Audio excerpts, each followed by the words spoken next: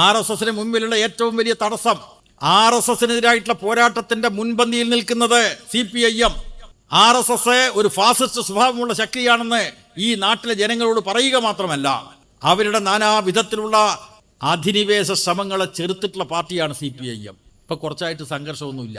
218 സഖാക്കളുടെ ജീവാർപ്പണം, നിരവധി സഖാക്കളുടെ ത്യാഗപൂർണമായിട്ടുള്ള പ്രവർത്തനങ്ങൾ, ഇതിൻ്റെ എല്ലാം ഫലമായിട്ട് ഇന്ത്യയിലെ മറ്റിടങ്ങളിൽ നിന്ന് വ്യത്യസ്തമായി RSS BJPയെ പ്രതിരോധിക്കാൻ കഴിഞ്ഞ സംസ്ഥാനമാണ് കേരളം. പക്ഷേ ഈ അടുത്ത കാലത്തായി സംഘർഷമൊന്നുമില്ല. അപ്പോൾ RSS പുതിയ ശൈലിയിൽ സമൂഹത്തിൽ നുഴഞ്ഞു കയറാൻ ശ്രമിക്കുന്നു. നമ്മുടെ രാജ്യത്തിൻ്റെ അനുഭവം എത്രയോ കാലമായി CPIM ഈ നാട്ടിലെ ജനങ്ങളോട് പറഞ്ഞുകൊണ്ടിരിക്കുന്നതാണ്. രാജ്യത്തിലെ BJP എന്ന് പറയുന്ന പാർട്ടിയുടെ ഭരണം 2014 ഈ രാജ്യത്ത് അധികാരത്തിൽ വന്നതിന് ശേഷം എത്രമേൽ വർഗീയ സംഘർഷങ്ങളും വർഗീയ കലാപങ്ങളുമാണ് ഈ രാജ്യത്തുണ്ടായത്. അതിനു മുമ്പും വർഗീയ സംഘർഷങ്ങളും കലാപങ്ങളും ഉണ്ടായിട്ടുണ്ട്. പക്ഷേ അധികാര കസേര സംരക്ഷിക്കുന്നതിന് വേണ്ടി രാജ്യത്തിലെ മതന്യൂനപക്ഷങ്ങൾക്കെതിരായിട്ടുള്ള വേട്ടകൾ ഇപ്പോഴും തുറന്നുകൊണ്ടിരിക്കുകയാണ്. അപ്പോൾ ലോകത്തെമ്പാടും മതത്തിൻ്റെ അടിസ്ഥാനത്തിലുള്ള തീവ്രവാദ ശക്തികൾ സമാധാനത്തിന് ഭംഗം വരുത്തിക്കൊണ്ട് പാവപ്പെട്ട മനുഷ്യരെ ഭിന്നിപ്പിക്കുന്നതിന് വേണ്ടിയുള്ള പരിശ്രമങ്ങളാണ് തുടർന്നുകൊണ്ടിരിക്കുന്നത്. ഇന്ത്യയിലും അത് നമ്മളത് കാണുന്നു. BJPയുടെ ഭരണത്തിൽ ന്യൂനപക്ഷങ്ങൾക്ക് നേരെ പ്രത്യക്ഷമായിട്ടുള്ള കടന്നാക്രമണങ്ങൾ. ഇപ്പം നിങ്ങൾക്കറിയാം, ഉത്തർപ്രദേശ് ഭരിക്കുന്നത് യോഗി ആദിത്യനാഥ് എന്ന് പറയുന്ന ഒരു BJP മുഖ്യമന്ത്രിയുടെ കീഴിലുള്ള സർക്കാരാണ്. അവിടുത്തെ സ്ഥിതി എന്താണ്? അവിടെ തീർത്ഥാടകന്മാർ പോകുന്ന വഴിയിലെ ഇരുഭാഗത്തുമുള്ള കച്ചവടക്കാർ സ്ഥാപനത്തിന് മുമ്പിൽ ഉടമസ്ഥന്റെ പേരെഴുതി വെക്കണം എന്നതാണ്. എന്താ അത് നൽകുന്ന സന്ദേശം? ഹിന്ദു തീർത്ഥാടകന്മാർ മറ്റ് മതസ്ഥന്മാർ കച്ചവടം ചെയ്യുന്ന സ്ഥാപനങ്ങളിൽ പോയി സാധനങ്ങൾ വാങ്ങരുത്. ഇങ്ങനെയാണ് വിഭജനത്തിന്റെ രാഷ്ട്രീയം. ഇതിനു വേണ്ടിയിട്ടാണ് ഇതൊക്കെ ചെയ്യുന്നത്, അധികാരത്തിൽ കടിച്ചു തൂങ്ങാൻ വേണ്ടി. 2014 മോദി അധികാരത്തിൽ വന്നു. 19 തെരഞ്ഞെടുപ്പ് നടത്തിയപ്പോൾ വീണ്ടും അധികാരത്തിൽ വന്നു. 24 തെരഞ്ഞെടുപ്പ് നടത്തിയപ്പോൾ മോദി പറഞ്ഞത് ഞങ്ങൾ 400-ലധികം സീറ്റ് നേടുമെന്നാണ്. ഇന്ത്യൻ ലോക്സഭയിൽ 543 സീറ്റുകളുണ്ട്, അതിൽ 400-ലധികം സീറ്റ് ഞങ്ങൾ നേടും എന്നാണ് മോദി അവകാശപ്പെട്ടത്. പക്ഷേ ഈ രാജ്യത്തിലെ BJP ഇതര ശക്തികൾ ചെറിയ യോജിപ്പിന് വേണ്ടിയുള്ള ശ്രമങ്ങളൊക്കെ നടത്തിയതിൻ്റെ ഫലമായി ഈ തെരഞ്ഞെടുപ്പിൽ BJPക്ക് ഒറ്റക്ക് ഭൂരിപക്ഷം കിട്ടിയില്ല. 2019 ലോക്സഭയിലുണ്ടായിരുന്ന സീറ്റുകളിൽ BJPക്ക് 63 സീറ്റ് കുറഞ്ഞു. ഒറ്റക്ക് ഭൂരിപക്ഷമില്ല. പക്ഷെ പണി പഴയത് തന്നെയാണ്, പഴയ പണി തന്നെയാണ് ഇപ്പോൾ മോദി എടുത്തുകൊണ്ടിരിക്കുന്നത്. മോദിയെക്കുറിച്ച് എന്തൊക്കെയാണ് ഈ നാട്ടിലെ തെരഞ്ഞെടുപ്പ് സമയത്ത് നടത്തിയിട്ടുള്ള പ്രചരണം എന്ന് നിങ്ങൾക്കറിയാം അല്ലേ? ടെലിവിഷൻ തുറന്നു കഴിഞ്ഞാൽ മോദി സ്തുതി. ഒരു പരസ്യം നമ്മൾ കാണുന്നു. അവിടെ ഒരു അമ്മ തൻ്റെ മകൾക്ക് കാൽമുട്ടിന് വേദന വന്നപ്പോൾ വേദന സംഹാരി പുരട്ടി കൊടുക്കുന്ന ഒരു ദൃശ്യം നമ്മൾ കാണുന്നു. പരസ്യമാണ്, BJPക്കാർ തയ്യാറാക്കിയിട്ടുള്ള പരസ്യമാണ്. അപ്പോൾ കാൽമുട്ടിന് വേദന മാറുന്നതിന് വേണ്ടി പെയിൻ ബാം പുരട്ടി കൊടുക്കുന്നു അമ്മ. അപ്പോൾ പരസ്യവാചകം, മക്കൾക്ക് സംരക്ഷണം കൊടുക്കുന്നത് അമ്മമാർ. അടുത്ത പരസ്യവാചകം, അമ്മമാർക്ക് സംരക്ഷണം കൊടുക്കുന്നത് ആരാണ്? അപ്പോൾ മോദി വരുന്നു, താടിയോടുകൂടിയുള്ള മോദി അല്ലേ? നരച്ച താടിയുമായിട്ട് മോദി വന്നിട്ട് പറയാണ്, ഇതാ മോദി, ഇന്ത്യയിലെ അമ്മമാർക്ക് സംരക്ഷണം കൊടുക്കുന്ന ഒരു പ്രധാനമന്ത്രി മോദി. ഇതെല്ലാ തെരഞ്ഞെടുപ്പ് സമയത്ത് പ്രചരിപ്പിച്ചത്. രാജ്യത്തിലെ അമ്മമാരോടും സഹോദരിമാരോടും ഈ നരേന്ദ്രമോദി എന്ന പ്രധാനമന്ത്രി എന്ത് നിലപാടാണ് സ്വീകരിച്ചത് എന്നത് ഞാൻ വിശേഷിച്ച് പറയേണ്ട ആവശ്യമില്ല. ഈ നാട്ടിലെ ജനങ്ങൾക്കെല്ലാം അറിയാം. ഇന്ത്യയിലെ സംസ്ഥാനമായിട്ടുള്ള മണിപ്പൂരിൽ പാവപ്പെട്ട സഹോദരിമാരും അമ്മമാരും അതിക്രൂരമായി പീഡിപ്പിക്കപ്പെട്ടപ്പോൾ, ബലാത്സംഗം ചെയ്യപ്പെട്ടപ്പോൾ, കൊലപ്പെടുത്തപ്പെട്ടപ്പോൾ ഈ അമ്മമാർക്ക് സംരക്ഷണം കൊടുക്കുന്ന മോദി എവിടെയായിരുന്നു? പ്രധാനമന്ത്രി കസേരയിൽ അമർന്നിരിക്കുകയായിരുന്നു ഈ വിദ്വാൻ. അങ്ങോട്ട് പോയോ? അതാണ് BJP, അതാണ് RSS. എവിടെയും മതരാഷ്ട്രവാദികൾ നമ്മുടെ സമൂഹത്തിലെ ജനങ്ങളുടെ യോജിപ്പിനെ തകർക്കുന്ന സമീപനമാണ് സ്വീകരിച്ചു കൊണ്ടിരിക്കുന്നത്. ഇന്ത്യയിലും അതെ, കേരളത്തിലും അതെ. എന്തിനാണ് 400 സീറ്റ് നേടി ഞങ്ങൾ അധികാരത്തിൽ വരും എന്ന് മോദി സ്വപ്നം കണ്ടത്? RSS രൂപീകരിച്ചിട്ട് 100 വർഷം തികയാൻ വേണ്ടി പോവുകയാണ്. സ്വാതന്ത്ര്യത്തിന് 22 വർഷങ്ങൾക്ക് മുമ്പ് രൂപപ്പെടുത്തിയ ഒരു സംഘടനയുടെ പേരാണ് രാഷ്ട്രീയ സ്വയം സേവക് സംഘ്. BJP എന്നൊക്കെ പറയുന്നത് വെറും മുഖംമൂടി മാത്രമാണ്. സ്വാതന്ത്ര്യത്തിന് 22 വർഷങ്ങൾക്ക് മുമ്പേ രൂപം കൊണ്ട RSS എന്താ ലക്ഷ്യം പ്രഖ്യാപിച്ചത്? ഹിന്ദുരാഷ്ട്രം, മതരാഷ്ട്രം ഉണ്ടാക്കലാണ്. ആ മതരാഷ്ട്രം ഉണ്ടാക്കാൻ വേണ്ടി പ്രഖ്യാപനം നടത്തിയിട്ടുള്ള RSSന്റെ ലക്ഷ്യം സാധിതമാകുന്നതിന് വേണ്ടി RSS രൂപീകരിച്ചതിൻ്റെ 100ാം വാർഷികം അടുത്ത കൊല്ലമാണ്. 1925-2025 ഇന്ത്യയിൽ ഹിന്ദുരാഷ്ട്രം. പക്ഷെ നമ്മുടെ രാജ്യത്തിലെ സ്വാതന്ത്ര്യ സമര സേനാനികളും രാഷ്ട്രശില്പികളും മറ്റൊരു സങ്കല്പനമാണ് ഈ രാജ്യത്ത് അംഗീകരിച്ചത്. ഇന്ത്യ എന്ന് പറയുന്നത് ഒരു ജനാധിപത്യ രാജ്യമാണ്. ഇന്ത്യ എന്നത് ഒരു മതനിരപേക്ഷ രാഷ്ട്രമാണ്, ഒരു പരമാധികാര രാജ്യമാണ്. ഇന്ത്യ എന്നത് ഒരു മതനിരപേക്ഷ രാഷ്ട്രമാണ്, സോഷ്യലിസ്റ്റ് റിപ്പബ്ലിക്കാണ്. ഇതൊക്കെയാണ് ഭരണഘടനയുടെ ആദ്യത്തെ വാചകത്തിൽ രാഷ്ട്രശില്പികൾ എഴുതി വെച്ചത്. അതിനെതിരായി പ്രവർത്തിക്കുന്ന ശക്തിയായിട്ടാണ് RSS പ്രവർത്തിക്കുന്നത്. മതരാഷ്ട്രവാദികൾ, പല ഹിന്ദുക്കളും തെറ്റിദ്ധരിച്ചു ഇത് ഹിന്ദുവിന്റെ താല്പര്യം സംരക്ഷിക്കാനാണ് ഇവർ പ്രവർത്തിക്കുന്നത്, അല്ലെ? ഹിന്ദുവിന്റെ താല്പര്യം സംരക്ഷിക്കും. പക്ഷേ ഒളിച്ചു വെക്കപ്പെട്ട അജണ്ടയുമായിട്ടാണ് ഈ രാജ്യത്തിലെ RSS BJP പ്രവർത്തിക്കുന്നത്. ആ അജണ്ട ഈ രാജ്യത്തിലെ ജനങ്ങളുടെ മുമ്പിൽ അവതരിപ്പിച്ചത് CPM ആണ്. അഭിമാനപൂർവ്വം പറയുന്നു. കോൺഗ്രസ് ആണോ ഈ രാജ്യത്തിലെ RSSന്റെ അഥവാ BJPയുടെ ഒളിച്ചു വെക്കപ്പെട്ട അജണ്ട ഈ നാടിന്റെ മുമ്പിൽ തുറന്നു പ്രഖ്യാപിച്ചത്? CPM ആണ്. നിങ്ങൾക്കറിയാം, കഴിഞ്ഞ ലോക്സഭാ തെരഞ്ഞെടുപ്പിന്റെ അവസരത്തിൽ, ഈ ഉപതെരഞ്ഞെടുപ്പല്ല, അതിനു മുന്നേ ഈ നാട്ടിലെ ജനങ്ങൾക്ക് മുമ്പിൽ CPM അവതരിപ്പിച്ച കാര്യമുണ്ട്, ഇടതുപക്ഷം അവതരിപ്പിച്ച കാര്യമുണ്ട്. എന്തായിരുന്നു അത്? ഈ രാജ്യത്തിലെ ഹിന്ദുക്കൾക്ക് മുസ്ലിം വിരോധം ഉൽപ്പാദിപ്പിക്കാൻ, അങ്ങനെ ഒരു ഹിന്ദു വോട്ട് ബാങ്ക് ഉണ്ടാക്കി രാജ്യത്തിന്റെ അധികാര കസേര സംരക്ഷിക്കാനുള്ള പ്രവർത്തനത്തിനിടയിൽ യഥാർത്ഥ RSS BJPയുടെ മുഖം മറച്ചുവെക്കുകയാണ് ചെയ്യുന്നത് എന്ന കാര്യം CPIM തുറന്നു കാണിച്ചു. എന്തായിരുന്നു അത്? അതാ ഇലക്ടോറൽ ബോണ്ട്. മനസ്സിലാക്കണം. അതിനെതിരായിട്ട് ഹർജി കൊടുത്തത് CPMന്റെ ജനറൽ സെക്രട്ടറിയാണ്, സഖാവ് സീതാറാം യെച്ചൂരി. സുപ്രീം കോടതിയിൽ ഹർജി കൊടുത്തു. എന്തുകൊണ്ട്? ജനാധിപത്യ വ്യവസ്ഥയിൽ എല്ലാം സുതാര്യമായിരിക്കണം, തുറന്ന പുസ്തകം പോലെയായിരിക്കണം ജനാധിപത്യ വ്യവസ്ഥയിൽ. ഇവിടെ രാഷ്ട്രീയ പാർട്ടികൾക്ക് തെരഞ്ഞെടുപ്പിൽ ഫണ്ട് നൽകുന്നതിന് വേണ്ടി രാജ്യത്തിലെ കോർപ്പറേറ്റുകൾക്ക് എല്ലാ സൗകര്യങ്ങളും ചെയ്തു കൊടുക്കുന്ന ഒരു നിയമം മോദി കൊണ്ടുവന്നു, പാസാക്കി. അതാണ് ഇലക്ട്രൽ ബോണ്ട് നിയമം. ഏത് പാർട്ടിക്ക്, ഏത് കോർപ്പറേറ്റ് എത്ര കോടി കൊടുത്തു എന്നത് നാട്ടുകാരെ അറിയേണ്ട ആവശ്യമില്ല, രഹസ്യമാക്കി വെക്കണം. ഈ നിയമത്തെയാണ് സഖാവ് സീതാറാം യെച്ചൂരിയും ചില സന്നദ്ധ സംഘടനകളും കോടതിയിൽ ചോദ്യം ചെയ്തത്. സുപ്രീം കോടതി കുറച്ചു കാലം അടയിരുന്നതിന് ശേഷം ആ കേസെടുത്തിട്ട് പരിശോധിച്ചിട്ട് പറഞ്ഞു, ശരിയാണ്, ഹർജിക്കാരുന്നയിക്കുന്ന വിഷയം വളരെ പ്രസക്തമായിട്ടുള്ള കാര്യമാണ്. കാരണം ഈ ജനാധിപത്യ വ്യവസ്ഥയിൽ ഏത് പാർട്ടിക്ക് ഏത് കോർപ്പറേറ്റ് എത്ര തുക കൊടുത്തു എന്നത് മറച്ചു വെക്കേണ്ട കാര്യമില്ല, ജനങ്ങളോട് കണക്ക് പറയണം. കഴിഞ്ഞ പൊതു തെരഞ്ഞെടുപ്പിന്റെ മുന്നോടിയായിട്ട് സുപ്രീം കോടതി വിധിയുടെ അടിസ്ഥാനത്തിൽ പരസ്യമായിട്ട് കണക്ക് വന്നല്ലോ. എന്തായിരുന്നു ആ കണക്കിലൂടെ നമ്മൾ മനസ്സിലാക്കിയത്? രാജ്യത്തിലെ കോർപ്പറേറ്റുകൾ ഏറ്റവും കൂടുതൽ പണം നൽകിയിട്ടുള്ള പാർട്ടി രാജ്യത്തിലെ BJP. പറച്ചലെന്താ? ഹിന്ദുക്കൾക്ക് വേണ്ടി ഞങ്ങൾ, ഹിന്ദുക്കൾക്ക് വേണ്ടി നിലകൊള്ളുന്ന പാർട്ടിയാണ് RSS. ഹിന്ദു സംസ്കാരം സംരക്ഷിക്കുന്ന പ്രസ്ഥാനമാണ് RSS BJP. ഇതല്ലേ പ്രചരിപ്പിച്ചത്? യഥാർത്ഥത്തിൽ രാജ്യത്തിലെ കോർപ്പറേറ്റുകൾ ഇഷ്ടപ്പെടുന്ന ഒന്നാമത്തെ രാഷ്ട്രീയ പാർട്ടി രാജ്യത്തിലെ BJP ആണ്. കോർപ്പറേറ്റുകൾക്ക് ഒന്നേ ഉള്ളൂ, എങ്ങനെയെങ്കിലും ലാഭം ഉണ്ടാക്കുക. ഒറ്റ കണ്ടീഷനേ ഉള്ളൂ, പണം കൊടുക്കുന്ന അവസരത്തിൽ ഞങ്ങൾ നിങ്ങൾക്ക് തെരഞ്ഞെടുപ്പിൽ എത്ര തുക വേണമോ അത് കൃത്യമായിട്ട് തന്നേക്കാം. ഒറ്റ കണ്ടീഷൻ, തെരഞ്ഞെടുപ്പ് കഴിഞ്ഞ് അധികാരത്തിൽ വന്നാൽ തെരഞ്ഞെടുപ്പിൽ ഞങ്ങൾ മുടക്കിയിട്ടുള്ള പണം 10 മടങ്ങ് ലാഭത്തോടുകൂടി തിരിച്ചെടുക്കാനുള്ള എല്ലാ ഭരണ നടപടികളും കൈക്കൊള്ളണം. ഇതാണ് കണ്ടീഷൻ. ഇതാണ് ചങ്ങാത്ത മുതലാളിത്തം എന്ന് പറയുന്നത്. മനസ്സിലായില്ലേ? ചങ്ങാത്ത മുതലാളിത്തം.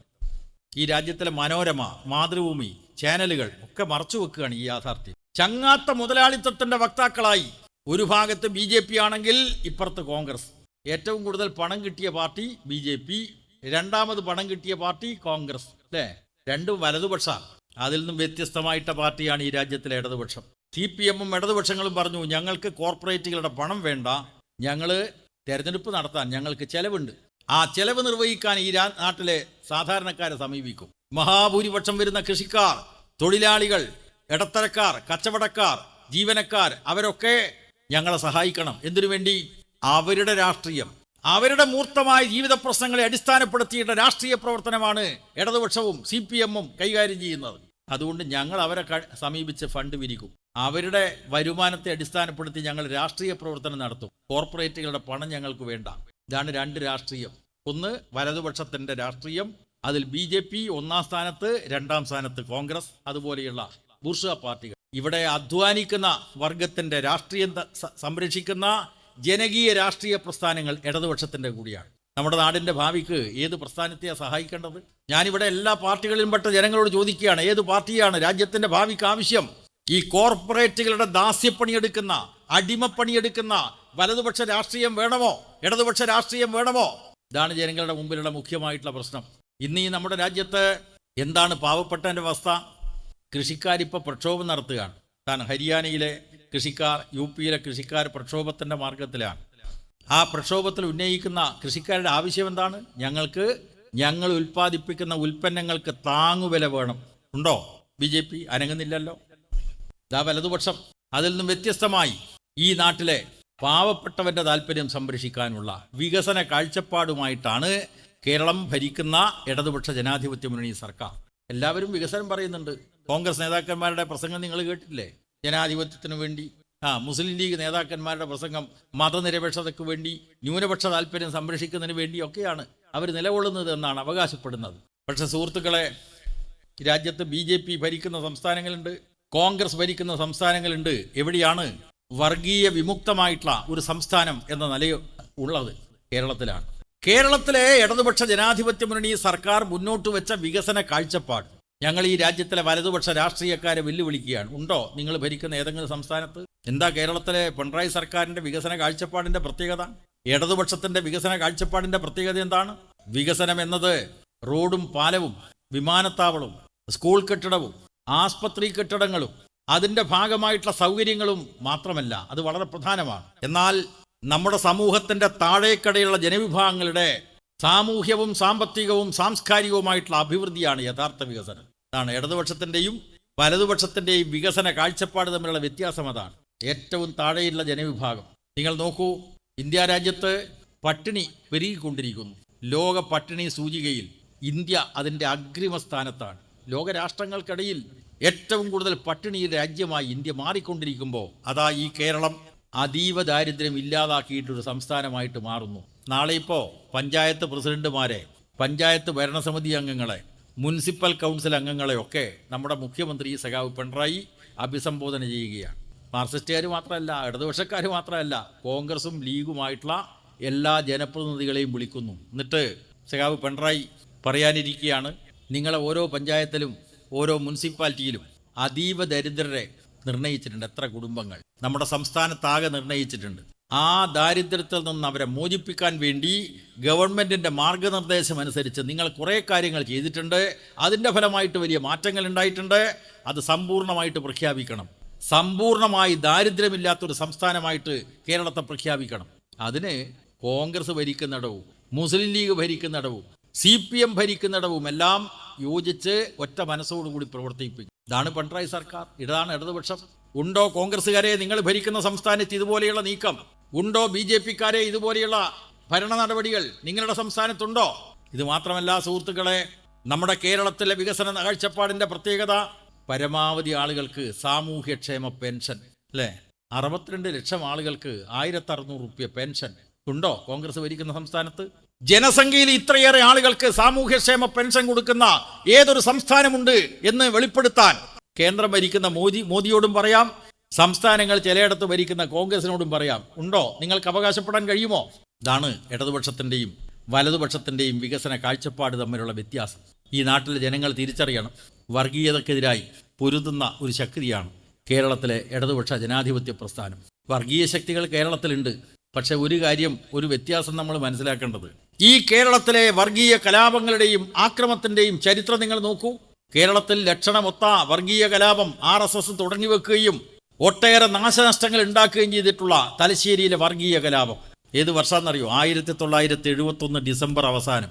ആ വർഗീയ കലാപം നടക്കുമ്പോൾ കേരളത്തിൽ ആരാ ഭരിച്ചത്? കോൺഗ്രസും ലീഗും കെട്ടിപ്പിടിച്ച് ഭരിക്കുമ്പോൾ, അല്ലേ? പള്ളികൾ തകർത്തു, ആരാധനാലയങ്ങൾ തകർത്തു, കച്ചവട സ്ഥാപനങ്ങൾ കൊള്ളിവെച്ചു. ആരാ ഭരിച്ചത് കേരളം? അന്ന് ആഭ്യന്തര വകുപ്പ് ആരാ കൈകാര്യം ചെയ്തത്? കോൺഗ്രസ്. അന്ന് മുസ്ലിം ലീഗ് ന്യൂനപക്ഷത്തിന്റെ താല്പര്യം സംരക്ഷിക്കുന്നു എന്ന് അവകാശപ്പെട്ട മുസ്ലിം ലീഗ് കോൺഗ്രസിന്റെ കൂടെ കെട്ടിപ്പിടിച്ച് ഭരിക്കുകയായിരുന്നില്ലേ? ഗവൺമെന്റ് അതിന്റെ ഉത്തരവാദിത്വം എന്ന് നിർവഹിച്ചോ? ഇല്ല. തലശ്ശേരി കഴിഞ്ഞാൽ പിന്നെ പൂന്തുറ കലാപം തിരുവനന്തപുരം ജില്ലയിലാണ്. ആരാന്ന് കേരളം ഭരിക്കുന്നത്? കോൺഗ്രസും ലീഗും, അല്ലേ? ആ പൂന്തുറ കലാപം നടക്കുമ്പോൾ ഒരു ഭാഗത്ത് RSS, ഇപ്പുറത്ത് ISS, രണ്ടും ചേർന്നിട്ട് ആ കലാപം നടത്തിയെന്ന് അരവിന്ദാക്ഷ മേനോൻ കമ്മീഷൻ റിപ്പോർട്ട് എഴുതി വെച്ചു. ഭരിക്കുന്നത് കോൺഗ്രസും ലീഗും, അല്ലേ? നിഷേധിക്കാൻ കഴിയുമോ കോൺഗ്രസ്സുകാരെ, ലീഗുകാരെ? അത് കഴിഞ്ഞിട്ട് നമ്മുടെ ആദർശ ധീരനുണ്ട്, കോൺഗ്രസിന്റെ ആദർശ ധീരൻ. ഇങ്ങനെയാണ് മനോരമയുടെ ഭാഷ. ആദർശ ധീരനായിട്ടുള്ള ശ്രീമാൻ AK ആന്റണി. അദ്ദേഹം ഭരിക്കുന്ന അവസരത്തിലാണ് നമ്മുടെ കോഴിക്കോട് കടപ്പുറത്ത്, മാറാട് കടപ്പുറത്ത് ഒരു ടാവട്ടം പ്രദേശത്ത് ഒരു പുതുവർഷ പുലരിയുടെ ഭാഗമായി രാത്രി നമ്മൾ കേട്ടത് 2-2. 4 പേരെ കൊല്ലപ്പെട്ടു. പുലർച്ചെ ഒരാൾ കൂടി RSSന്റെ അജണ്ട വിജയിപ്പിച്ചു. ഒരു ഠാവട്ടം പ്രദേശത്ത് 5 പേരെ കൊലപ്പെടുത്തുമ്പോൾ കേരളം ആര് ഭരിച്ചു? കോൺഗ്രസും ലീഗും, അല്ലേ? അതിന് പ്രതികാരം ചെയ്യാൻ വേണ്ടി പിന്നീട് കുറച്ച് മാസങ്ങൾക്ക് ശേഷം വീണ്ടും മാറാട് കലാപം. എത്രയാളാണ് കൊല്ലപ്പെട്ടത്? 9. നോക്കണം സഖാക്കളെ, 5ഉം 9ഉം 14 ആള് ഒരു ഠാവട്ടം കടപ്പുറത്ത് കൊല ചെയ്യപ്പെട്ട മാറാട് കലാപം നടന്ന സംസ്ഥാനമാണ് കേരളം. ഇവിടെ ആരാ ഭരിച്ചത്? കോൺഗ്രസും ലീഗും, അല്ലേ? അവസാനം RSSകാരായിട്ട് രഹസ്യ ചർച്ച. CPMനെ ഒഴിവാക്കി, ഇടതുപക്ഷത്തെ ഒഴിവാക്കി, രഹസ്യ ചർച്ച RSSുമായി. കുഞ്ഞാലിക്കുട്ടി, പിന്നെ ആദർശധീരനായിട്ടുള്ള ആന്റണി, ഇവരെല്ലാം ചർച്ച നടത്തി മാറാട് പ്രശ്നം ഒത്തുതീർത്തു, അല്ലേ? 14 ആളെ കൊല ചെയ്യപ്പെട്ടോ ഭരിച്ച വിദ്വാൻമാരായി വരും കോൺഗ്രസും ലീഗും. ഇന്നിപ്പോ 2016 മുതൽ ഇതാ 24 അവസാനിക്കാൻ വേണ്ടി പോകുന്നു. 24 ഡിസംബർ മാസമാണിത്. ഞാൻ ഇവിടുത്തെ കോൺഗ്രസ്സുകാരോടും ലീഗുകാരോടും ചോദിക്കുകയാണ്, സഖാവ് പിണറായി വിജയൻ കേരളത്തിന്റെ മുഖ്യമന്ത്രി ആയതിനു ശേഷം ഏതെങ്കിലും പ്രദേശത്ത് വർഗീയ സംഘർഷം ഉണ്ടായോ? വർഗീയ കലാപം ഉണ്ടായോ?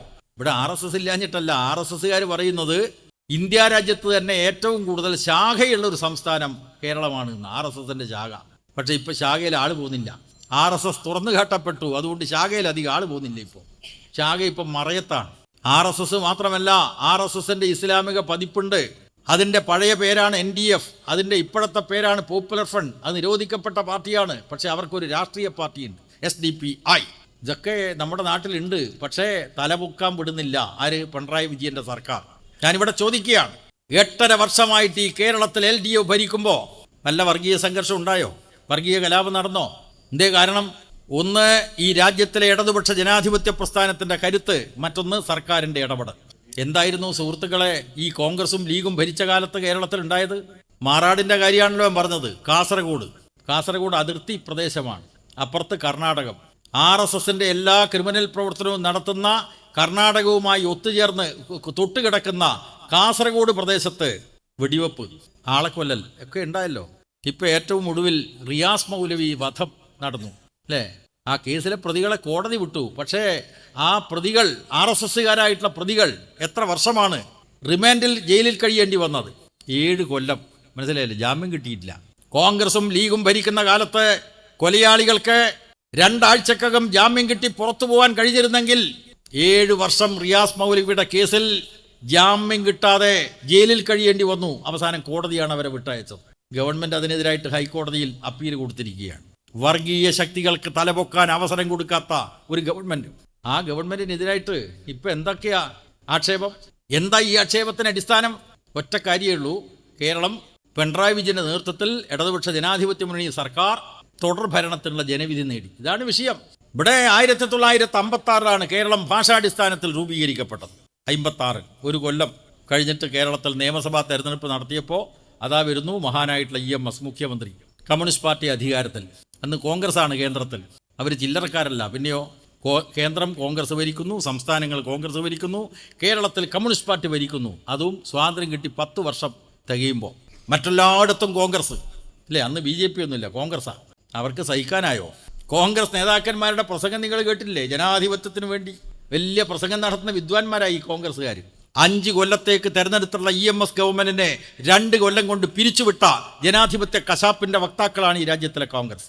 അന്ന് 2 കൊല്ലം കൊണ്ട് കഥ കഴിഞ്ഞു. ഇനി കമ്മ്യൂണിസ്റ്റുകാർ കേരളത്തിൽ അധികാരത്തിൽ വരില്ല എന്ന് അവർ പ്രഖ്യാപിച്ചത്. പക്ഷേ 67 വീണ്ടും വന്നു അതേ EMS. 7 പാർട്ടികളുടെ മുന്നണിയുടെ നേതാവായിട്ട് EMS വീണ്ടും അധികാരത്തിൽ വന്നു. പക്ഷേ അന്നും 5 കൊല്ലം ഭരിക്കാൻ പറ്റിയിട്ടില്ല. കോൺഗ്രസ് CPMന്റെ കൂടെയുള്ള രാഷ്ട്രീയ പാർട്ടികളെ ചാക്കിലാക്കി അതിനെ തകർത്തു. അന്നും 2 കൊല്ലം. പിന്നെ പറഞ്ഞു ഇനി കമ്മ്യൂണിസ്റ്റുകാർ കേരളത്തിൽ അധികാരത്തിൽ വരില്ല. പക്ഷേ 80 വീണ്ടും വന്നു നായനാർ. 2 കൊല്ലേ ഭരിക്കാൻ പറ്റുള്ളൂ.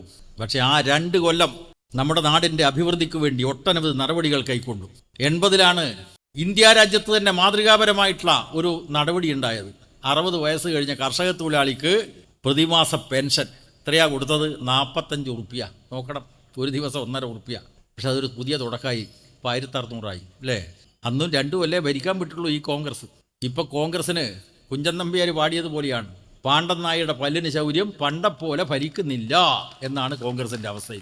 അപ്പോൾ 5 കൊല്ലം തികഞ്ഞു. 2021 തെരഞ്ഞെടുപ്പ് നടത്തി. ജനാധിപത്യ വ്യവസ്ഥയിൽ ഒരു ഭരണാധികാരി എങ്ങനെയാണ് ജനങ്ങളെ നയിക്കേണ്ടത് എന്നതിൻ്റെ ഉത്തമമായിട്ടുള്ള ദൃഷ്ടാന്തമാണല്ലോ 5 കൊല്ലത്തെ പിണറായി സർക്കാരിൻ്റെ ഭരണം ലോകത്ത് മുന്നനുഭവമില്ലാത്ത ഭീതി വിതച്ചിട്ടുള്ള ഭയപ്പാടുണ്ടാക്കിയിട്ടുള്ള ആ കോവിഡ് മഹാമാരിയുടെ കാലത്ത് കോൺഗ്രസ്സുകാരും BJP-ക്കാരും ലീഗുകാരും എല്ലാവരും മാർക്സിസ്റ്റുകാരും എല്ലാം വൈകുന്നേരം 6 മണിക്ക് ആ ഭരണാധികാരി മുഖ്യമന്ത്രി സഖാവ് പിണറായിവിൻ്റെ വാക്കുകൾ കേൾക്കാൻ വേണ്ടി ടെലിവിഷൻ്റെ മുമ്പിൽ ഇങ്ങനെ കാത്തു നിന്നു അല്ലേ. നമുക്ക് ആത്മധൈര്യം പകർന്നു. കോവിഡ് മഹാമാരി കൊണ്ട് ലോകത്ത് 50 ലക്ഷം ആളുകൾ മരിച്ചു വീണപ്പോൾ പരമാവധി ആൾനാശം കുറച്ചുകൊണ്ട് ഈ കേരളത്തിൻ്റെ കോവിഡ് പ്രതിരോധത്തെ വിജയിപ്പിച്ച ഒരു സർക്കാർ, എല്ലാ പ്രതിസന്ധി വന്നപ്പോഴും അതിനെ അതിജീവിക്കാൻ നമുക്ക് നേതൃത്വം കൊടുത്ത ഒരു സർക്കാർ 5 കൊല്ലം ഭരിച്ച് 2021 തെരഞ്ഞെടുപ്പ് നടത്തിയപ്പോൾ അപ്പുറത്ത് പലരും ഉണ്ടായി അല്ലേ. കോൺഗ്രസ് ഉണ്ട്, ലീഗുണ്ട്, UDF-ലെ പാർട്ടികളുണ്ട്, പിന്നെ ആരുണ്ട്? മനോരമ. ആരായി മനോരമ എന്നറിയോ? കമ്മ്യൂണിസ്റ്റുകാർ അധികാരത്തിൽ വന്നാൽ താൻ വിഷം കുടിച്ച് മരിക്കും, ആത്മഹത്യ ചെയ്യും എന്ന് ഭീഷണിപ്പെടുത്തിയിട്ടുള്ള മാമൻ മാപ്പിളയുടെ പത്രം. ആ പത്രത്തിന് സഹിക്കാൻ കഴിയുന്നുണ്ടോ? കാരണം 5 കൊല്ലം തികച്ചു ഭരിക്കാൻ അനുവദിക്കാത്ത ഈ വിരുദ്ധ ശക്തികൾ, വലതുപക്ഷക്കാർ വല്ലാതെ വിഷമത്തിലായിപ്പോ. 5 കൊല്ലം ഭരിച്ചു, വീണ്ടും അധികാരത്തിൽ വരുന്നു. അധികാര തുടർച്ച കോൺഗ്രസിന് സഹിക്കാൻ പറ്റുന്നില്ല, ലീഗിന് സഹിക്കാൻ പറ്റുന്നില്ല, മനോരമയ്ക്ക് സഹിക്കാൻ പറ്റുന്നില്ല, മാതൃഭൂമിക്ക് സഹിക്കാൻ പറ്റുന്നില്ല, കേരളത്തിലെ വലതുപക്ഷ പിന്തിരിപ്പൻ ശക്തികൾക്കൊന്നും സഹിക്കാൻ പറ്റുന്നില്ല. മാർക്സിസ്റ്റ് വിരുദ്ധ ജ്വരം പിടിപെട്ടിട്ട് വിറയൽ തുടങ്ങി. ഇപ്പോൾ കണ്ടുകൊണ്ടിരിക്കുകയല്ലേ ഓരോ ദിവസവും. മനോരമ നിങ്ങൾ നോക്കൂ, മാതൃഭൂമി നോക്കൂ, ഏഷ്യാനെറ്റ് നോക്കൂ, മറ്റ് ചാനലുകൾ നോക്കൂ. ഇടതുപക്ഷത്തെ ഏത് നിലക്ക് താറടിച്ച് കാണിക്കാൻ കഴിയും എന്ന കാര്യത്തിൽ ഗവേഷണം നടത്തുന്ന ഈ വലതുപക്ഷ മാധ്യമങ്ങൾ എന്തെല്ലാം ആരോപണങ്ങളാണ് ഉയർത്തിക്കൊണ്ടുവന്നത് അല്ലേ. ആരോപണങ്ങൾ എല്ലാം സോപ്പ് കുമിള പൊട്ടുന്നത് പോലെ പൊട്ടി. ഏതെങ്കിലും ഒന്ന് നിലനിന്നോ? ആദ്യം പറഞ്ഞു ലാവലിൽ, അത് കുറേ കാലം അതും കൊണ്ട് നടന്നു.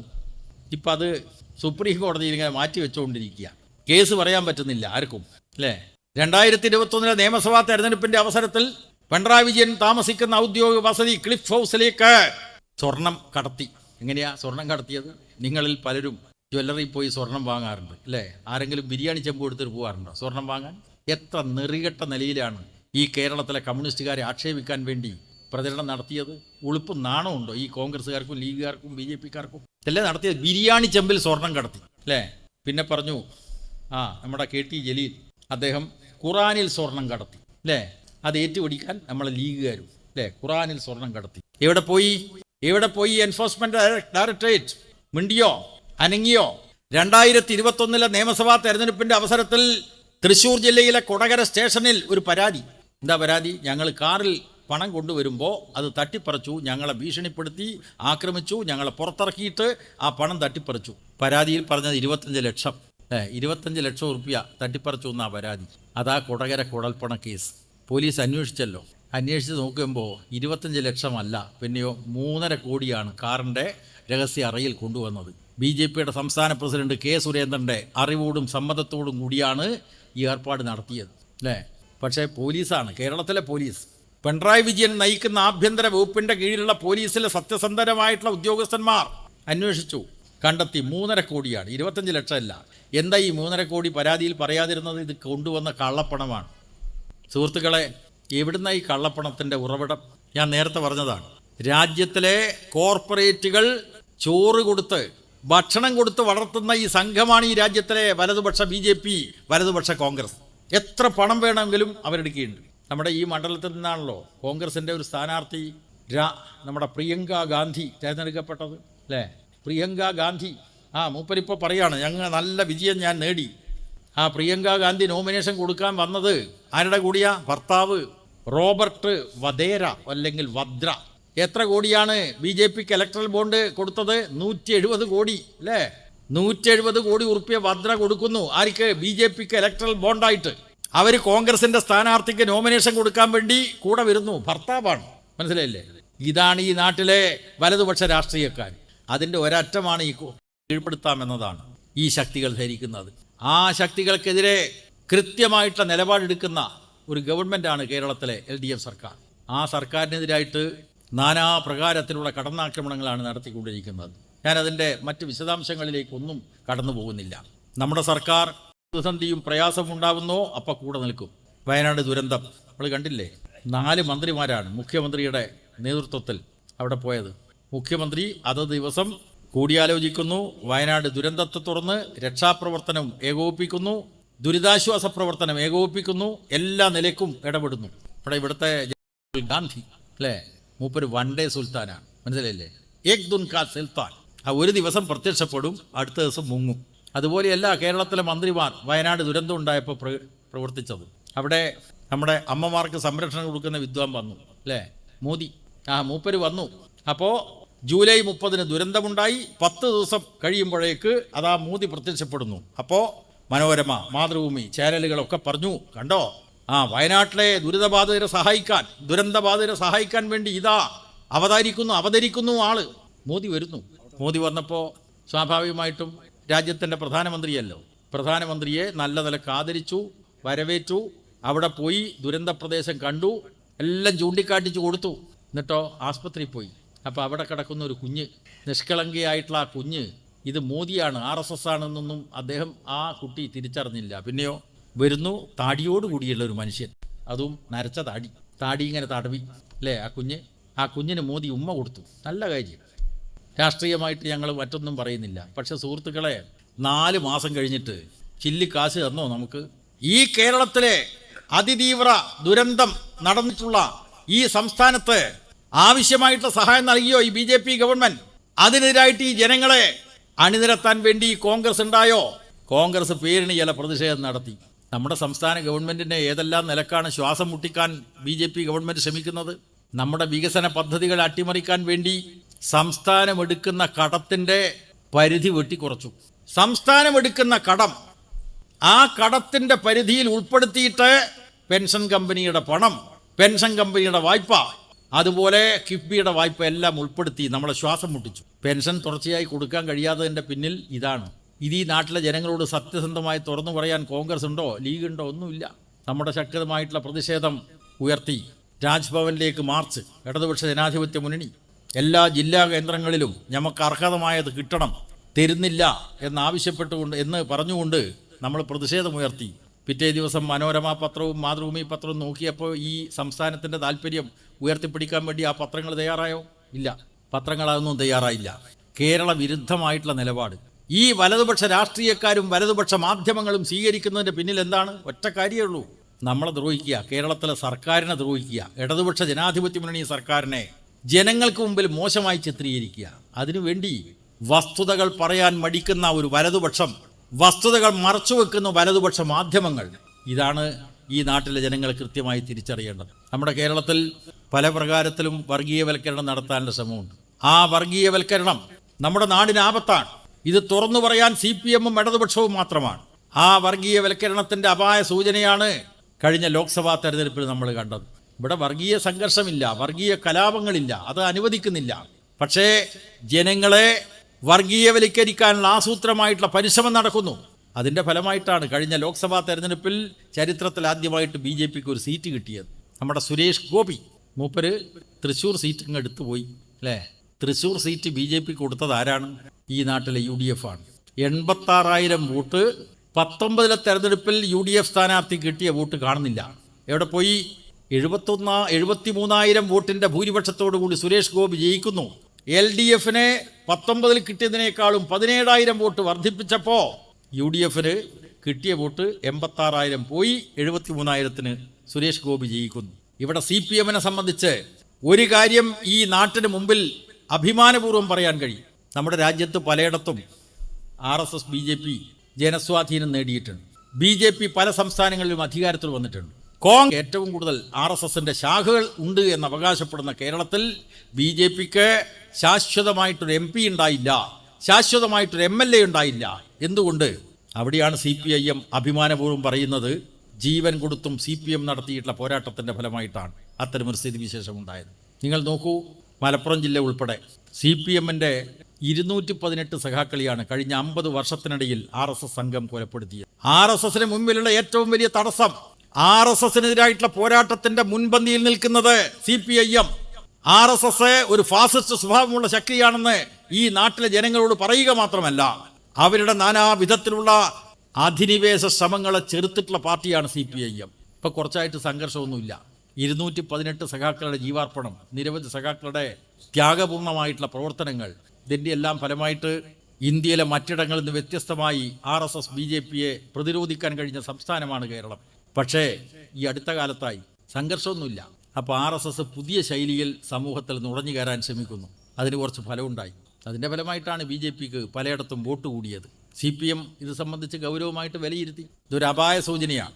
കഴിഞ്ഞ ലോക്സഭാ തെരഞ്ഞെടുപ്പിൽ തൃശ്ശൂർ സീറ്റ് BJPക്ക് ജയിക്കാൻ കഴിഞ്ഞതും BJPക്ക് പലയിടത്തും വോട്ട് വർദ്ധിച്ചതും കേരളത്തിൻ്റെ മതനിരപേക്ഷ പാരമ്പര്യത്തിന് നിരക്കാത്തതാണ്.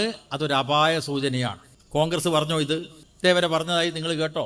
ന്യൂനപക്ഷത്തിൻ്റെ താല്പര്യം സംരക്ഷിക്കുന്നു എന്ന് അവകാശപ്പെടുന്ന മുസ്ലിം ലീഗ് പറഞ്ഞോ സുഹൃത്തുക്കളെ? CPIM പറയുന്നു. ഞങ്ങളുടെ സമ്മേളനത്തിലൊക്കെ ചർച്ച ചെയ്യുന്ന കാര്യം ഇതാണ്. നമ്മുടെ കേരളത്തിൽ നമ്മുടെ മഹത്തായ മതനിരപേക്ഷ പാരമ്പര്യത്തിന് വിഘാതം സൃഷ്ടിക്കുമാറ് ഹിന്ദുത്വ തീവ്രവാദ ആശയങ്ങൾ ജനങ്ങളെ സ്വാധീനിക്കുന്നു. എങ്ങനെയാണ് അത് ചെയ്യുന്നത്? ഏതെല്ലാം ശൈലിയിലാണ് RSSൻ്റെ പ്രവർത്തനം? അത് കൃത്യമായി തിരിച്ചറിഞ്ഞ് ഈ നാട്ടിലെ ജനങ്ങളോട് പറയുന്നു CPIM. എങ്ങനെയാണ്? ഒന്ന്, ഹിന്ദു ആരാധനാലയങ്ങളിൽ നുഴഞ്ഞു കയറി അവിടെ വർഗീയാശയങ്ങൾ പ്രചരിപ്പിക്കുക. മറ്റൊന്ന്, ജാതി സംഘടനകളെ ഉപയോഗപ്പെടുത്തിക്കൊണ്ട് ഹിന്ദുത്വ തീവ്രവാദ ആശയങ്ങൾ പ്രചരിപ്പിക്കുക. ഈ തരത്തിലാണ് RSSൻ്റെ പ്രവർത്തനം. ഇവിടെ നിങ്ങൾ നോക്കൂ, കേരളത്തിലെ ഏറ്റവും വലിയ സാമുദായിക സംഘടനയാണ് SNDP യോഗം. SNDP യോഗം എന്ന് പറഞ്ഞാൽ അതിൻ്റെ പൂർണ്ണരൂപം എന്താ? ശ്രീനാരായണ ധർമ്മപരിപാലന യോഗം, അല്ലേ? ശ്രീനാരായണ ധർമ്മപരിപാലന യോഗം. എന്താ ശ്രീനാരായണൻ്റെ ധർമ്മം പഠിപ്പിക്കുന്നത്? മനുഷ്യാണാം മനുഷ്യത്വം ജാതി, ജാതിർഗോത്വം ഗവാം യഥ എന്നാണ്. പശുവിന് പശുത്വം പോലെ മനുഷ്യൻ്റെ ജാതി മനുഷ്യത്വം. ദാ ശ്രീനാരായണ ഗുരു. ആ ശ്രീനാരായണ ഗുരുവിൻ്റെ ദർശനം പിന്തുടർന്നുകൊണ്ട് നമ്മുടെ പാരമ്പര്യത്തിൽ തന്നെ ഉൾച്ചേർന്നിട്ടുള്ള മതനിരപേക്ഷതയെ തകർക്കാൻ വേണ്ടി ഇന്ന് ജാതി സംഘടനകളെ, സമുദായ സംഘടനകളെ ഫലപ്രദമായിട്ട് ഉപയോഗിക്കുന്നു. വലിയ ജാതി സംഘടനകളെ മാത്രമല്ല, കൊച്ചു കൊച്ചു ജാതി സംഘടനകളെ പോലും RSSൻ്റെ പ്രചാരത്തിന് വേണ്ടി പ്രയോജനപ്പെടുത്തുന്നു. ഇത് നാട്ടിലെ ജനങ്ങളോട് തുറന്നു പറഞ്ഞത് CPM മാത്രം. വേറെ ഒരു പാർട്ടി പറയുന്നുണ്ടോ? SNDP യോഗത്തിൻ്റെ ജനറൽ സെക്രട്ടറി ഇപ്പോൾ മൈസൂരിൽ പോയിട്ടൊരു പ്രസംഗം നടത്തിയത് നിങ്ങൾ ശ്രദ്ധിച്ചിരിക്കും. മൈസൂർ പ്രസംഗത്തിൽ കഴിഞ്ഞ കുറച്ച് ദിവസം മുമ്പാണ് അദ്ദേഹം പറഞ്ഞു, നായാടി മുതൽ നസ്രാണി വരെ യോജിക്കണം എന്നാണ്. മനസ്സിലായില്ലേ? അപ്പോൾ BJPക്കാരുടെ അജണ്ട എങ്ങനെയാണ് ഈ വെള്ളാപ്പള്ളി നടേശനെ ഏറ്റെടുക്കുന്നത്? BJPക്കാരുടെ മുദ്രാവാക്യം എന്താണ്? നായാടി മുതൽ നമ്പൂതിരി വരെ യോജിക്കണം എന്നാണ്. അപ്പം നായാടിക്കും ആവേശം. സുഹൃത്തുക്കളെ, ആരായി നായാടി? നമ്മൾ ചരിത്രത്തിലേക്ക് തിരിഞ്ഞു നോക്കിയാൽ ആരായി നായാടി? നായാടി മറ്റ് ജാതിക്കാരുടെ മുമ്പിൽ ദൃഷ്ടിയിൽപ്പെട്ടാൽ പോലും ദോഷമുള്ള വിഭാഗമായിട്ട് കണക്കാക്കപ്പെട്ടവരാണ്. അതാ നായാടി. അപ്പം നായാടി മുതൽ നമ്പൂതിരി വരെ യോജിക്കണം എന്ന് BJP മുദ്രാവാക്യം വന്നപ്പോൾ നായാടിക്കൊരു അഭിമാനം കൂടി. കാരണം എന്താ? മരത്തിൻ്റെ മറക്ക് പിന്നിൽ, അല്ലെങ്കിൽ കൈതക്കൂട്ടത്തിൻ്റെ മറക്ക് പിന്നിലിരുന്ന് ഭിക്ഷയാചിച്ചിരുന്ന ആ പഴയ നായാടി, അതറിയാവുന്ന ഇപ്പോഴത്തെ നായാടി വിഭാഗത്തിൽപ്പെട്ട ആളുകൾ, അവർക്ക് കുറച്ച് കരുത്ത് കൂടുകയാണ്. ഞാൻ ഹിന്ദു ആയിരിക്കുന്നു എന്നതാണ് അവരുടെ തെറ്റായ തോന്നൽ. എല്ലാ വിഭാഗങ്ങളും ഇങ്ങനെയാണ്. അതാണ്, ഹിന്ദുവായി കഴിഞ്ഞിരിക്കുന്നു ഈ ജാതി വിഭാഗങ്ങൾ. നായാടിയെക്കുറിച്ച് നമ്മുടെ രാഷ്ട്രപിതാവായിട്ടുള്ള മഹാത്മാഗാന്ധിക്ക് ഒരു അനുഭവം ഉണ്ടായി. അദ്ദേഹം 5 തവണയാണ് കേരളം സന്ദർശിച്ചത്. ഒരു തവണ പാലക്കാട് വന്നപ്പോൾ രാവിലെ ഒരു മനുഷ്യൻ്റെ ദയനീയമായിട്ടുള്ള ശബ്ദം കേട്ടു. അദ്ദേഹം കൂടെയുള്ള കോൺഗ്രസ് നേതാവ് രാജാജിയോട് ചോദിച്ചു, എന്താ കേൾക്കുന്ന ശബ്ദം? ഇപ്പോൾ രാജാജി പറഞ്ഞു, മഹാത്മജി, അത് നായാടി ഭിക്ഷയാചിക്കുന്ന ശബ്ദമാണ്. ഭിക്ഷയാചിക്കുക നായാടി, ദൂരത്ത് നിന്ന് ദയനീയമായിട്ടുള്ള കരച്ചൽ. അതാ നായാടി. നായാടി മുതൽ നമ്പൂതിരി വരെ യോജിക്കണം. അതിൻ്റെ അപ്പുറത്ത് യോജിക്കാൻ പറ്റില്ല ആരും. അവിടെയാണ് ശ്രീനാരായണ ധർമ്മം. മനുഷ്യാണാം മനുഷ്യത്വം, മനുഷ്യത്വമുള്ളവരെല്ലാം ഒരു ജാതിയാണെന്ന് ഉദ്ഘോഷിച്ച ശ്രീനാരായണ ഗുരുവിൻ്റെ പേരും പറഞ്ഞ് പ്രവർത്തിക്കുന്ന SNDP യോഗത്തിൻ്റെ നേതാവ് ഇപ്പോൾ പറയുന്നത്, BJPയെ കടത്തി വെട്ടിക്കൊണ്ട് പറയുന്നത്, നായാടി മുതൽ നസ്രാണി വരെ യോജിക്കണം. മനസ്സിലായില്ലേ? ഹിന്ദു വിഭാഗത്തിൽ എല്ലാ ജാതിക്കാരും യോജിക്കണം, അതോടൊപ്പം ക്രിസ്ത്യാനികൾ യോജിക്കണം. അതിൻ്റെ അപ്പുറത്ത് ഈ നാട്ടിൽ മനുഷ്യരില്ലേ, മറ്റ് മതസ്ഥരായിട്ടുള്ള മനുഷ്യരില്ലേ? എന്താണ് നടേശന് തോന്നാതിരുന്നത്? അപ്പോൾ RSSൻ്റെ വക്താക്കളായി പലരും മാറുകയാണ്. എങ്ങനെയാണ്? പലതരത്തിലുള്ള പ്രലോഭനങ്ങളാണ്. ഇങ്ങനെയാണ് വർഗീയവൽക്കരണം നടത്തുന്നത്. ആ വർഗീയവൽക്കരണത്തെ ഗൗരവമായി കാണാതെ നമ്മുടെ കേരളത്തിലെ മുസ്ലിം ലീഗ് ഇപ്പോൾ ആരെയാ കെട്ടിപ്പുണരുന്നത്? ജമാഅത്തെ ഇസ്ലാമിയെ, അല്ലേ? പിന്നെ പോപ്പുലർ ഫ്രണ്ടിൻ്റെ രാഷ്ട്രീയ പാർട്ടിയായിട്ടുള്ള SDPI, മുസ്ലിം ഏകീകരണം. ഇപ്പുറത്ത് ഹിന്ദു ഏകീകരണം, അപ്പുറത്ത് മുസ്ലിം ഏകീകരണം. ഈ നാട് എങ്ങോട്ട് പോകും? ഇവിടെ നാനാ വിശ്വാസികളുണ്ട്, നാനാ മതത്തിൽ വിശ്വസിക്കുന്നവരുണ്ട്, അതനുസരിച്ച് ആചാരങ്ങളിലും അനുഷ്ഠാനങ്ങളിലും പങ്കെടുക്കുന്നവരുണ്ട്. അത് എത്രയോ നൂറ്റാണ്ടുകളായി തുടർന്നു വരികയാണ്. അവിടെ ഇപ്പോൾ മതരാഷ്ട്രവാദികളായിട്ടുള്ള ജമാഅത്തെ ഇസ്ലാമിയെ കൂട്ടുപിടിക്കുന്നു. ലീഗും ജമാഅത്തെ ഇസ്ലാമിയും തമ്മിൽ ഇടക്ക് ഒരു തെറ്റുണ്ടായി, തമ്മിൽ തെറ്റി. എപ്പോഴാണ്? കേരളത്തെ ഞെട്ടിച്ച ഒരു അക്രമ സംഭവത്തെ തുടർന്നാണ്. 2010 തൊടുപുഴ ന്യൂമാൻസ് കോളേജിലെ അധ്യാപകൻ ജോസഫ് മാഷെ കൈവെട്ടി. ആരാ കൈവെട്ടിയത്? പോപ്പുലർ ഫ്രണ്ടുകാർ. എന്തേ കുറ്റാരോപണം? അദ്ദേഹം ചോദ്യപേപ്പർ തയ്യാറാക്കുമ്പോൾ നബി തിരുമേനി ആക്ഷേപിച്ചു, മതനിന്ദ നടത്തി എന്നുള്ള ആക്ഷേപം. നമ്മുടെ മലയാളത്തിലൊരു പത്രമുണ്ട്, മാധ്യമം, ജമാഅത്തെ ഇസ്ലാമിയുടെ പത്രമാണ്. പക്ഷേ ആ ജമാഅത്തെ ഇസ്ലാമിയുടെ നാവാണ് എന്നുള്ള അതിൻ്റെ അസ്തിത്വം മറച്ചു വെച്ചുകൊണ്ടാണ് മാധ്യമം നമ്മുടെ നാട്ടിൽ പ്രചരിച്ചത്. പക്ഷേ വേണ്ട സന്ദർഭത്തിൽ നല്ല രീതിയിൽ വർഗീയ വിദ്വേഷം പ്രചരിപ്പിക്കാൻ മടി കാണിക്കാത്ത ഒരു പത്രമാണ് മാധ്യമം. ജോസഫ് മാഷയുടെ കൈവെട്ടിലേക്ക് എത്തിയിട്ടുള്ള അക്രമ സംഭവത്തിന് പ്രേരണ നൽകും വിധം മാധ്യമം പത്രത്തിൽ വാർത്ത വന്നതിൻ്റെ അടിസ്ഥാനത്തിൽ വലിയ നിലക്ക് എതിർപ്പുണ്ടായി. മുസ്ലിം സമുദായത്തിൽ തന്നെ, ലീഗ് അണികളിൽ തന്നെ എതിർപ്പുണ്ടായി. ലീഗുകാർ കോട്ടക്കലിൽ മതസംഘടനാ യോഗം വിളിച്ചു. അതിൽ പക്ഷേ ജമാഅത്തെ ഇസ്ലാമി ഒഴിവാക്കി. നല്ല കാര്യം. ലീഗ് അന്ന് ചെയ്തത് സ്വാഗതാർഹമായിട്ടുള്ള കാര്യമായിരുന്നു. പക്ഷെ ജമാഅത്തെ ഇസ്ലാമിക്കാർ ചൊടിച്ചു. അവരതിന് കൃത്യമായി ലീഗിന് തലക്ക് ഒരു കിഴുക്ക് കൊടുത്തു അല്ലേ. ആ യോഗത്തെപ്പറ്റി പരിഹസിച്ചിട്ട് മാധ്യമം പത്രം എഴുതി തീവ്രവാദത്തിനെതിരായിട്ടുള്ള കോട്ടക്കൽ കഷായം അല്ലേ. കൈപ്പുള്ള കഷായമാണ് കോട്ടക്കൽ നിന്ന് ഉണ്ടാക്കുക. തീവ്രവാദത്തിനെതിരായിട്ടുള്ള കോട്ടക്കൽ കഷായം എന്ന് പരിഹസിച്ച് ലേഖനം എഴുതിയപ്പോൾ ലീഗിനും തോന്നി ഈ കൈപ്പുള്ള കഷായം കുറച്ച് കുടിച്ചു കളിയാണ്. അവരുടെ നിലപാട് മാറ്റിയല്ലോ.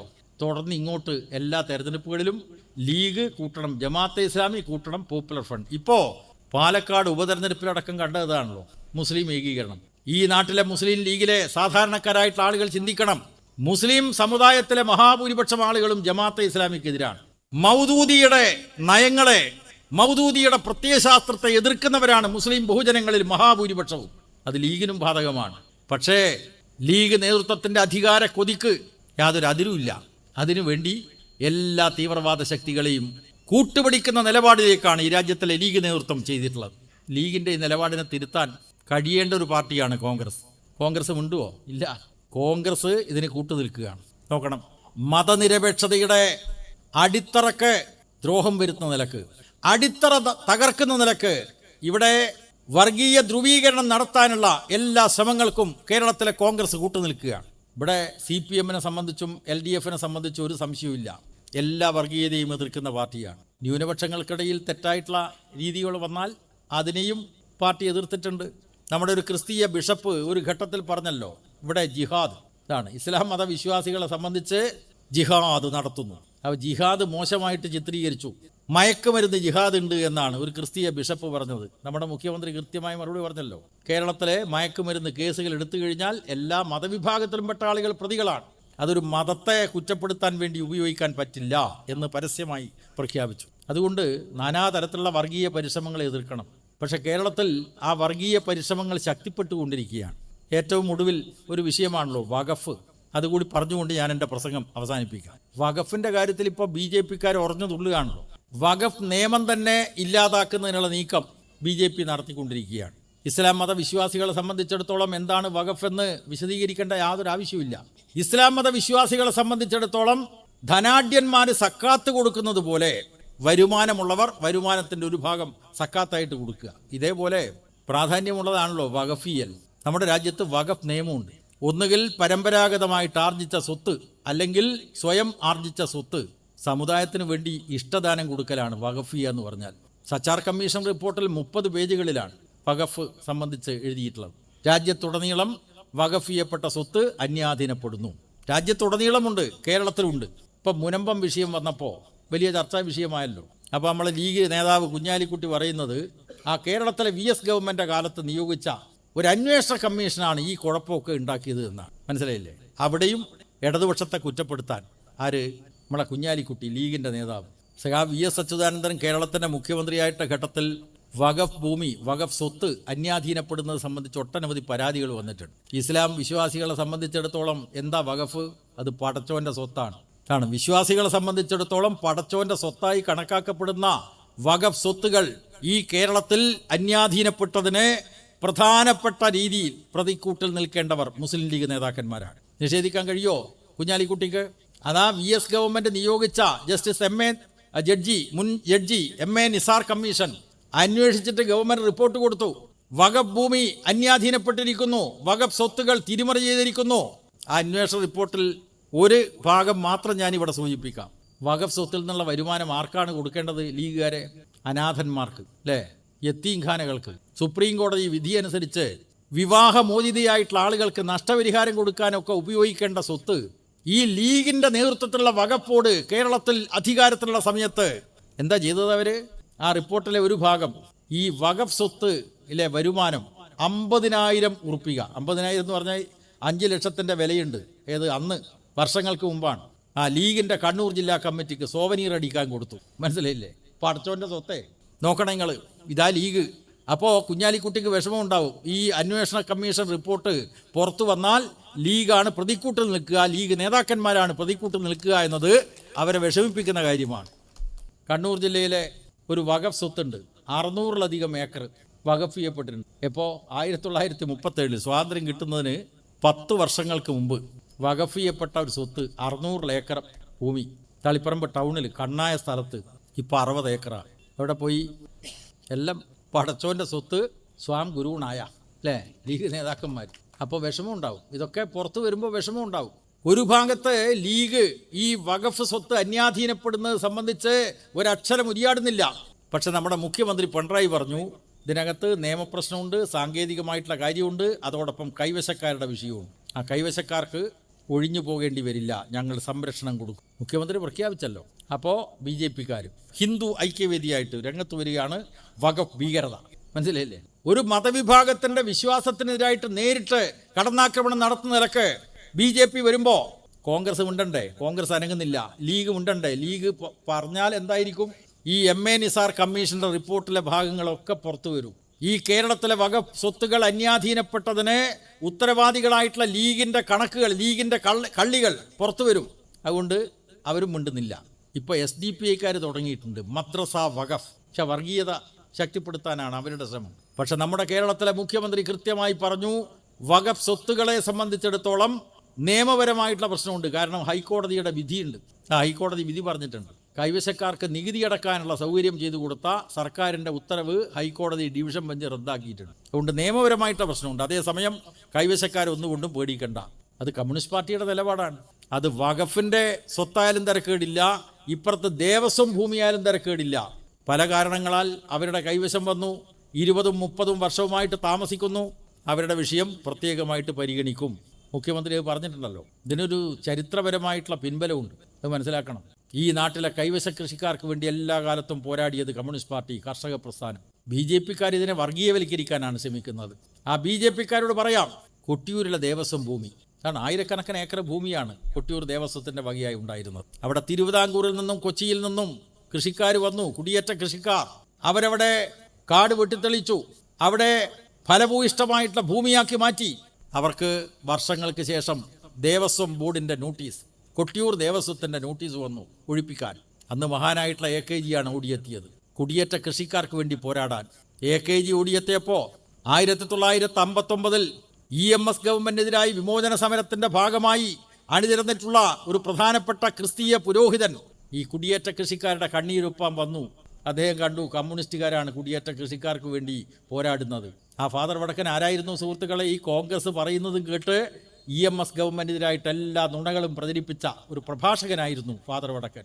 AKG-യും ഫാദർ വടക്കനും യോജിച്ചു കൊട്ടിയൂരിലെ കൃഷിക്കാരുടെ കൈവശ ഭൂമി സംരക്ഷിക്കാൻ.